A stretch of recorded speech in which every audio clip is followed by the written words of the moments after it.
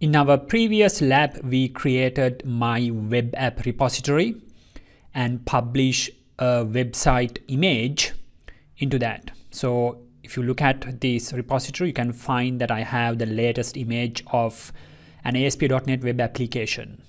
So let me copy this URL. So that's the repository URL. And I'm going to create a task definition to run this run a container out of this image. So create a task definition, give it a name. You can call it, let's say, my web app task. You don't need to specify any task role. This is not going to access any AWS resources. Keep network mode as default. We know that for Windows containers, it has to be on default mode. Click add container to add a container. So give it a name, my web app container. We already know how to do this. Paste the ECR URL we just copied. I want to run the latest version of that.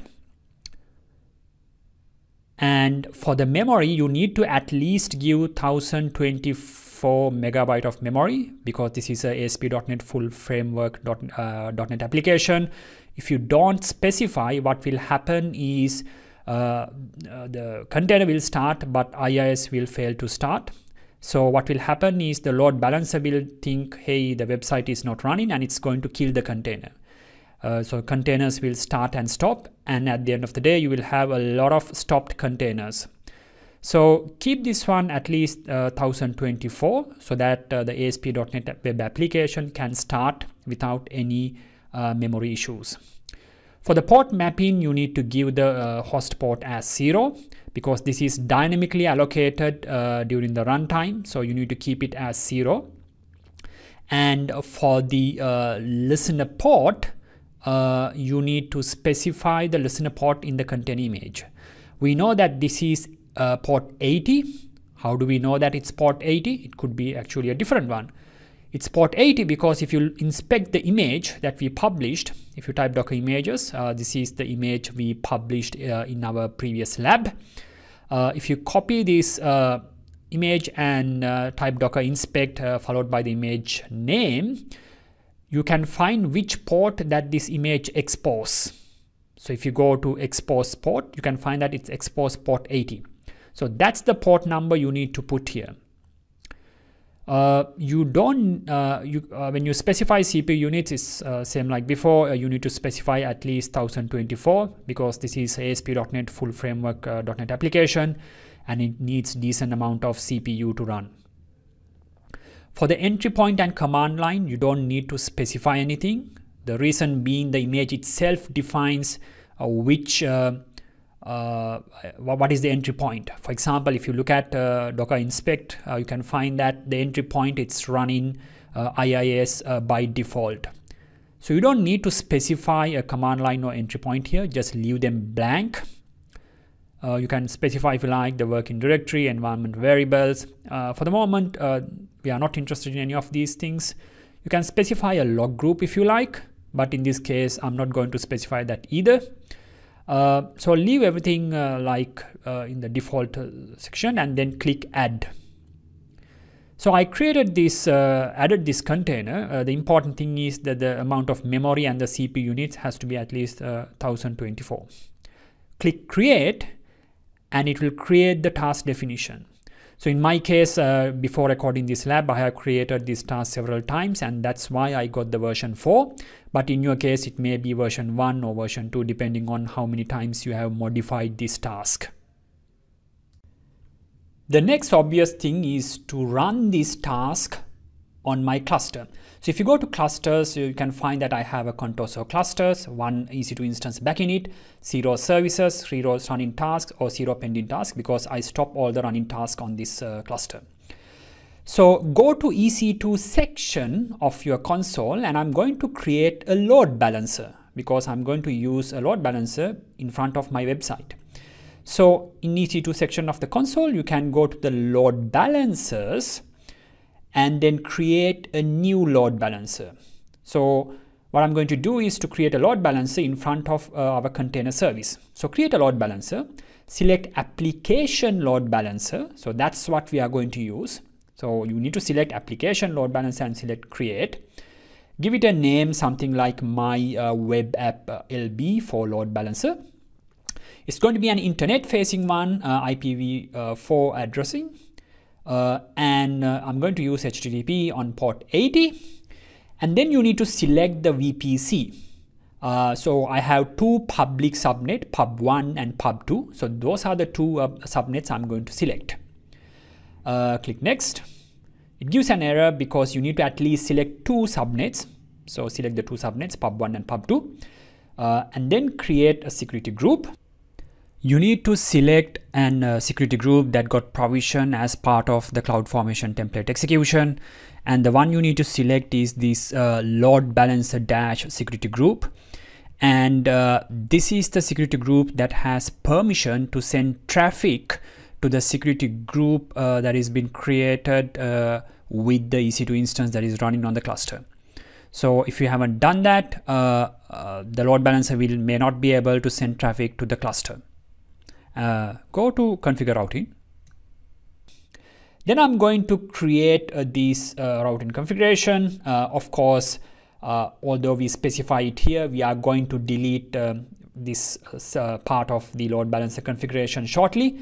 But for the moment, you can specify my web app target group for the name. Because we are going to register containers, so as of now, just leave it like this. We are not going to register any targets because we are going to register a container service for this load balancer. Click review and then click create. So we didn't register any EC2 instance against this load balancer. You can find that the load balancer in the state of provisioning. At some point in time it will become live, and what I'm going to do next is to register ECS service under this load balancer. So if you go to the listeners, you can find that a listener I have already defined here, but we will delete this listener shortly.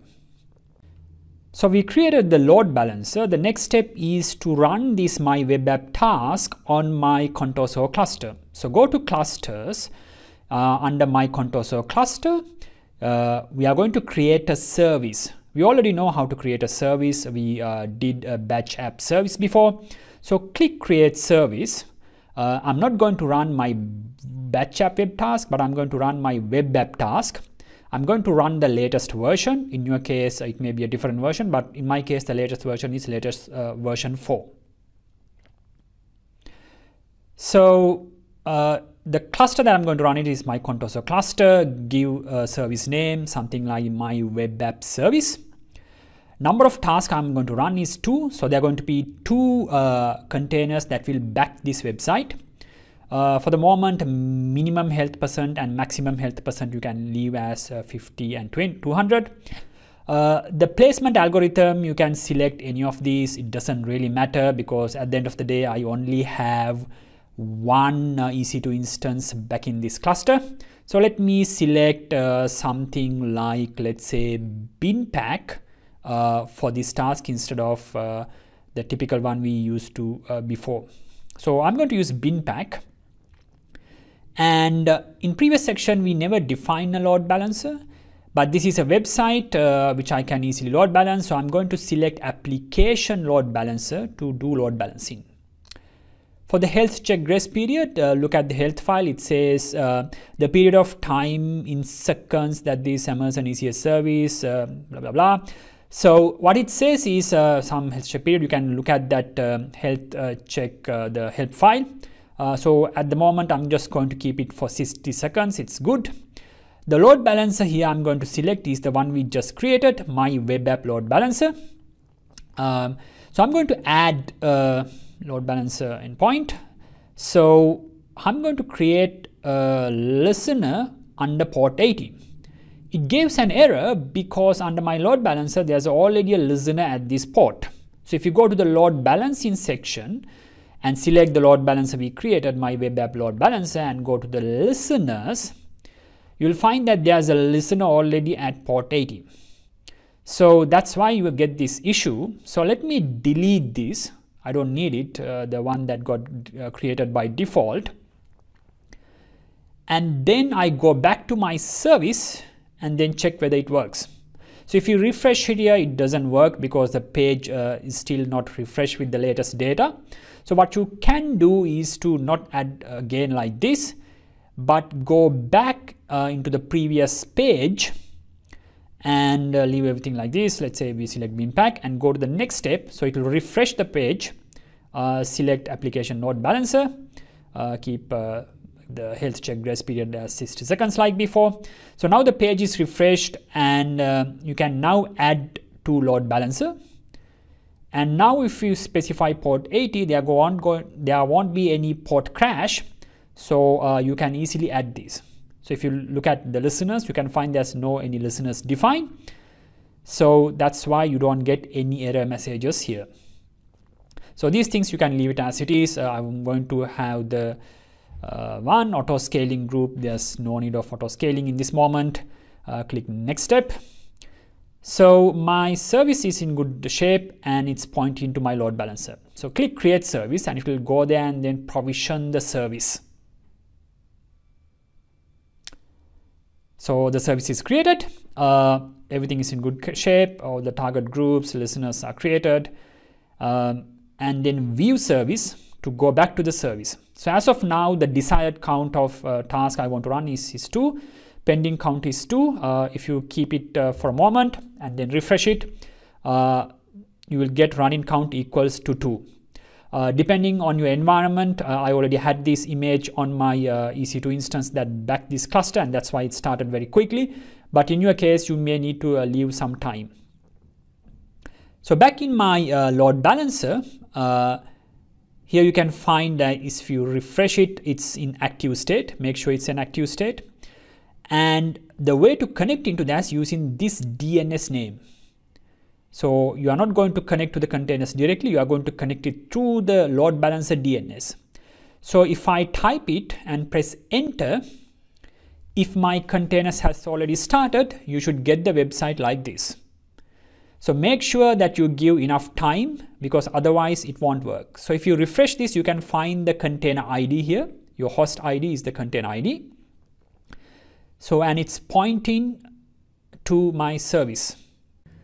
Let's explore how the listeners are working. So if you go to the listeners section and then go to the target groups, you can go like this. Alternatively, you can go to the target groups in your EC2 console and select the target group registered against the load balancer. Here is my web app load balancer. So that's the target group. And if you go to the targets in the target groups, you can find there are 2 containers running. So if it is unhealthy like this, for example, you need to make sure that they are healthy so that you can view the website. So as of now, my containers pass through the health checks and they all pass and they are in healthy state. And in this case, the 2 containers are running in 2 different ports. And these ports are dynamically allocated. So if you go to your cluster under service and go to the service that we just created, you can find that desired count is 2, running count is 2, they are in healthy state. And these are the 2 tasks that this is running. And if you go to this task and then explore, you can find at which port that this task started. And it says 12,024. And that's the same port that is dynamically allocated if you go to the load balancer. And if you go to the second task, you can find that it also runs on a different port, 44839. And if you go to the load balancer, you can find that is the 44839 is the port being used. So your website is running. If you keep refreshing, ideally it should give you a different container ID because the load balancer is going to do round robin. But if you have session affinity, you will not get a different container ID when you refresh the page. So in my case, I'm using Chrome, but if you start it in a different browser, for example, let me start Firefox, maybe you will be able to get that round robin load balancing. So let me paste this. So right now it's in this container ID. So if I refresh it, you can find that the it's round robin between two containers. So for some reason, in the case of Chrome, it has some session affinity. But in the case of Firefox, you can find that it's load balance, it's doing round robin load balancing across two containers. So what we learned here is how to create a website and then run it on ECS.